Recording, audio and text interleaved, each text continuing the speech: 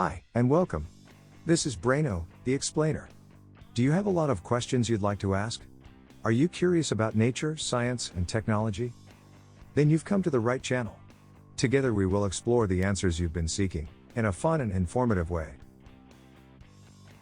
So hit that subscribe button and give us a thumbs up. You'll be able to find us more easily on your home screen. Today, we answer these important questions. How deadly is the coronavirus? What happens to a person who gets infected with the 2019 strain of coronavirus? Can he get on with his life like nothing has happened? Or will he collapse in a heap in a short time span? It is good to know that the novel 2019 coronavirus does not give the same symptoms to everyone it infects. In fact, reported illnesses have ranged from people with little to no symptoms to people being severely ill and dying. Symptoms can include fever, cough, and shortness of breath. The Centers for Disease Control and Prevention, aka the CDC, believes that symptoms of novel 2019 coronavirus may appear in as few as 2 days, or as long as 14 days after infection. So if you have been in contact with the virus 2 days ago, and still feel well, don't go celebrating yet.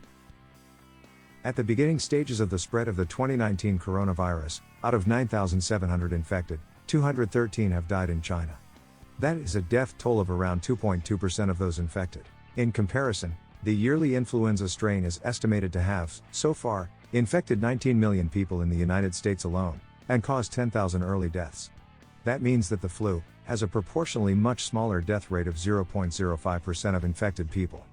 So yes, the 2019 novel coronavirus is roughly estimated to be around 40 times deadlier than the yearly influenza virus. Nonetheless, the influenza virus has already spread so much that you are still more likely to die with influenza than with the coronavirus. Dr. Mark Hurst, director of the Ohio Department of Health, has told this to journalists. The biggest health threat to our state right now is the influenza, not the coronavirus.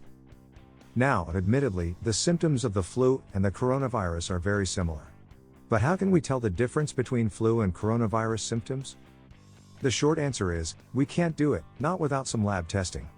This is what the World Health Organization, aka WHO, had to say about the matter. What we refer to are the diagnostics that have been rapidly developed thanks to the rapid sharing of sequences by Chinese authorities. There are labs all over the world now that are able to detect this virus in patients. And so our recommendation is to ensure that individuals can be identified quickly and isolated quickly, tested quickly, cared for, and managed so that they can prevent any further transmission. What if you think that you may have been infected with the novel coronavirus? What should you do? If you feel sick with fever, have a cough, or have difficulty breathing, you should 1. Seek medical care right away. Before you go to a doctor's office or emergency room, call ahead and tell them about any recent travel and your symptoms. 2. Avoid contact with others. If you must be near family or caregivers, wear face masks. 3. Do not travel while sick. Except for getting medical treatment, of course. 4.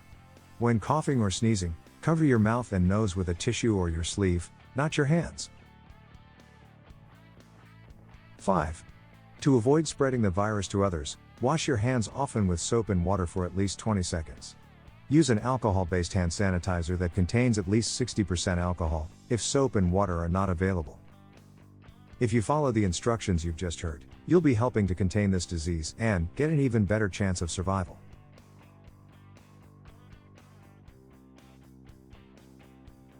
That was our first video. Thanks for watching. Don't forget to give us a thumbs up and subscribe for more interesting videos. See you next time.